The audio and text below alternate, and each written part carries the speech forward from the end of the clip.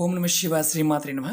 మిత్రులకి శుభాషులకి అలాగే నన్ను ఇంతగా ఆదరిస్తున్న యూట్యూబ్ ప్రేక్షకులందరికీ కూడా పేరు పేరు ధన్యవాదాలు. మనం ఈ రోజున ఒక అద్భుతమైన ఆయుర్వేద ఉపాయాన్ని తెలుసుకుందాం. గృహవైద్యంలో మన పూర్వీకులు మనకిచ్చిన అద్భుతమైన ఇంట్లో ఉండే పదార్థాలు, వాటి యొక్క శక్తి మనం కాలక్రమేణా మర్చిపోతూ వస్తున్నాం. కానీ వీటిలో ఉన్న అద్భుతమైన ఆయుర్వేద శక్తిని మనం తెలుసుకోగలిగితే ఖచ్చితంగా మనం సనాతన ధర్మంలో ఉన్న వారందరూ కూడా విజయాన్ని సాధించినట్లే మనం అనుకోవాలి. ఈరోజు మనం చెప్పుకోబోయే టాపిక్ మలబద్ధకం. చాలామంది మిత్రులు ఈ సమస్యతో బాధపడుతున్నామండి. ఇంట్లో ఉండే వస్తువులతో ఏదైనా సరే మంచి ఫలితాన్ని ఇచ్చే ఉపాయాలు చెప్పండి అని చాలామంది అడగడం జరిగింది. వారి కోసం ఈరోజు ఏ పదార్థాన్ని మనకు అందుబాటులో ఉన్న పదార్థాలని వాడుకుంటూ ఆ సమస్య నుంచి ఎలా బయటపడాలో తెలుసుకుందాం. అలాగే చాలామంది మిత్రులు అనేక రకాల సమస్యల గురించి కామెంట్స్ చేస్తూ ఉన్నారు. నా వీడియోస్లో అనేక రకాల సమస్యలకి పరిష్కారాలు చెప్పడం జరిగింది. మీరు ఆచరించగలిగేదాన్ని ప్రయత్నించేయండి. నా వీడియోస్లోకి వెళ్ళండి. మీరు అనేక తాంత్రికపరమైన ఆయుర్వేదపరమైన సమస్యలు చాలా విషయాల మీద వీడియోలు చేయడం జరిగింది. ముందు కూడా మీకు చెప్తూనే ఉంటాను. మీరు ఉన్న వాటిలో మీరు ఆచరించగలిగేదాన్ని ప్రయత్నించేయండి. అలాగే ఈ వీడియో నచ్చినట్లయితే లైక్ చేయండి, నా ఛానల్ సబ్స్క్రైబ్ చేసుకోండి, గంట సింబల్ని యాక్టివేట్ చేసుకోండి, 10 మంది మిత్రులకు షేర్ చేయండి. మీకు నేను పదార్థాన్ని ఎందుకు చూపిస్తున్నానంటే ఒక ఐడియా వస్తుంది మీకు. నేను మామూలుగా డైరెక్ట్గా చెప్పవచ్చు బలాన్ని వాడండి తగ్గిపోతుందని, కానీ పదార్థం చూపించడం వల్ల మీకు ఒక ఐడియా వస్తుంది. ఇప్పుడు మన నిత్య జీవితంలో ఈ మలబద్ధకాన్ని తొలగించుకోవడానికి తక్కువ ఖర్చుతో ఉపయోగపడే పదార్థం ఖర్జూరాలు, ఎండు ఖర్జూరాలు. మీరు ఎవరైనా సరే ప్రతిరోజు 2 లేదా 3 ఉదయం పూట మీరు 1 నెల రోజుల పాటు కనుక ఈ ఖర్జూర పండుని కానీ ఈ ఖర్జూరాన్ని కానీ తింటూ ఉంటే మీకు మలబద్ధక సమస్యతో బాధపడేవారికి తొలగిపోతుంది. మీకు అంటే ఒక ప్యాకెట్ ఒక ½ కేజీ కొన్నారనుకోండి, ఆ ½ కేజీ 250 రూపాయలు ఎంత ఉంటుంది మంచివైతే. మీరు నీళ్ళలో వేసుకుని నీళ్లు మనకి మామూలుగా వేడి చేసినప్పుడు చలవ చేయడానికి కూడా మనం నీరు తాగుతూ ఉంటాం, ఖర్జూరాన్ని నానబెట్టుకుని తింటూ ఉంటాం. అలా కూడా చేయవచ్చు. ఖచ్చితంగా మలబద్ధకం అనేది దూరం అయిపోతుంది. అలాగే ఒక చిన్న అద్భుతమైన ఉపాయం మళ్ళీ మీకు చెప్తాను దీంట్లోనే. అలాగే చాలామంది విరోచనం సరిగా అవ్వకపోవడం వల్ల చాలా ఇబ్బంది పడుతూ ఉంటారు. ఇంకొక తేలికైన ఉపాయం మీకు చెప్తాను. నేను మీరు మీ ఇంట్లో ఉండే వస్తువులే ఒక 40 గ్రాముల బియ్యం తీసుకోండి.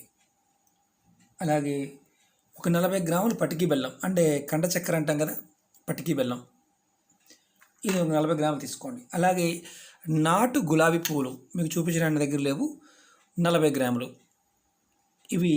అలాగే వీటితో పాటు ఒక 1/2 లీటర్ పాలు, వీటన్నిటిని కలిపి పాయసంగా వండుకోండి. దాంట్లో మీరు ఒక 40 గ్రాములు నెయ్యి కలుపుకోండి. అది గేదె నెయ్యి అయినా పర్వాలేదు, ఆవు నెయ్యి అయినా పర్వాలేదు. మీరు ఇది పాయసం తయారైన తర్వాత మీరు అది తిన్న తర్వాత, అంటే అది పాయసాన్ని కొంచెం తినండి. తర్వాత మీరు చల్లటి నీళ్ళు తాగారనుకోండి, ఆ పాయసం తిని చల్లటి నీళ్ళు తాగితే మీకు విరోచనం అవుతుంది. అలాగే విరోచనాలు ఆగాలనుకున్నప్పుడు మీరు వేడి నీళ్ళు తాగారనుకోండి, ఆటోమేటిక్గా విరోచనం ఆగిపోతుంది. దీంట్లో ఎటువంటి సైడ్ ఎఫెక్ట్ ఉండదు, చాలా అద్భుతంగా పనిచేస్తుంది.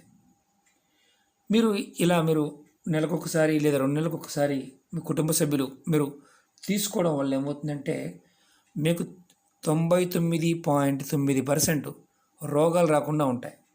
అలాగే మనం ఇంకొక ఉపాయం చెప్పుకుందాం దీంట్లోనే. బార్లీ, మనం వేడి చేసినప్పుడు, అనారోగ్యంగా ఉన్నప్పుడు, ఓవర్ హీట్ చేసినప్పుడు బార్లీ వాడుతూ ఉంటాం. మీరు కొంచెం బార్లీ తీసుకొని దీన్ని గంజిలా చేసుకుంటాం కదా, కాస్తాం.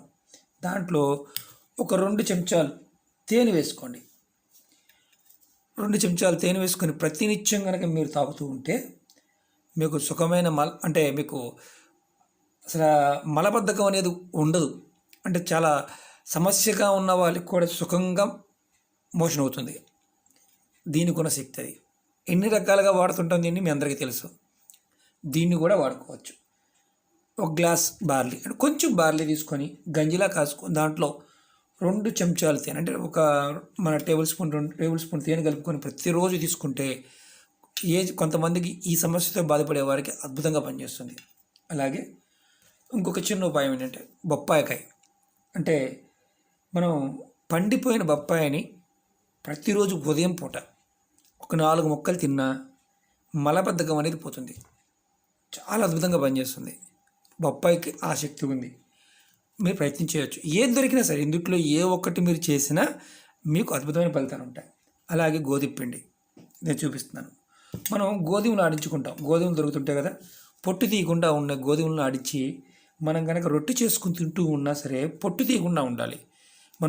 మనకు దొరికే గోధుమ పిండి పొట్టు తీసి దొరుకుతుంటుంది.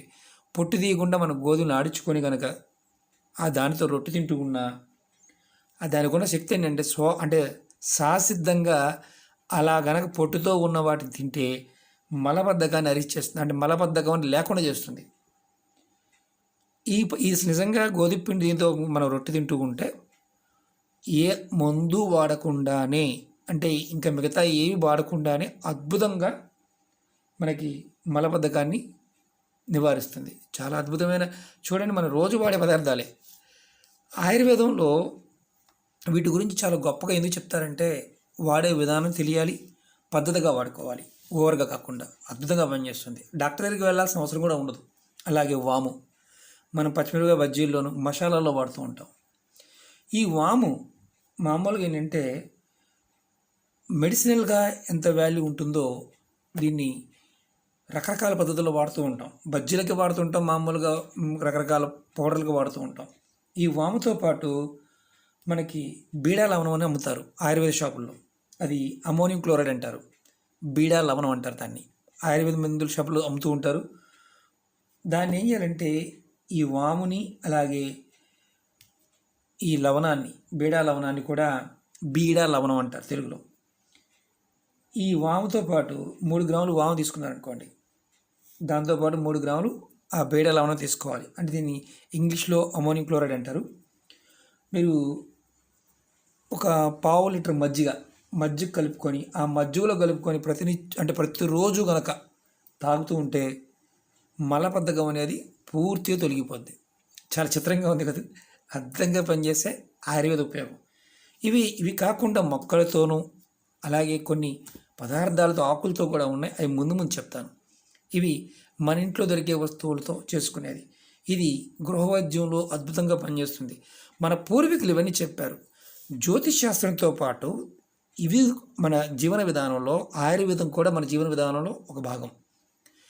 ముందు ఇంకా మీకు చాలా తేలికైన ఉపాయాలు, అన్ని రకాల సమస్యలు చాలామంది అడుగుతున్నారు.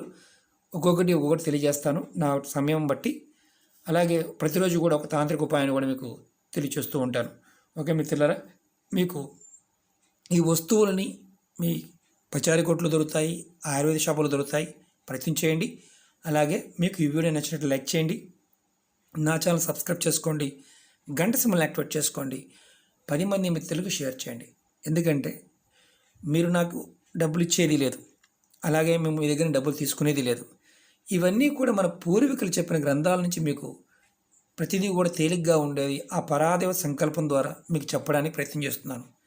మీరు వీటిని చిన్నవే అని చెప్పేసి నెగ్లెక్ట్ చేయకుండా మీకు చేతనంత వరకు ప్రయత్నం చేయండి. ఖచ్చితంగా మనకి మంచి జరుగుతుంది. ఆ పరాదేవత మనకి మంచి చేస్తుంది. కాబట్టి ప్రయత్నపూర్వకంగా ఇలాంటివి మన సనాతన ధర్మంలో ఉన్న వాటిని, ఆయుర్వేదంలో ఉన్న వాటిని తెలుసుకోండి. చాలామంది మిత్రులు అడుగుతూ ఉంటారు.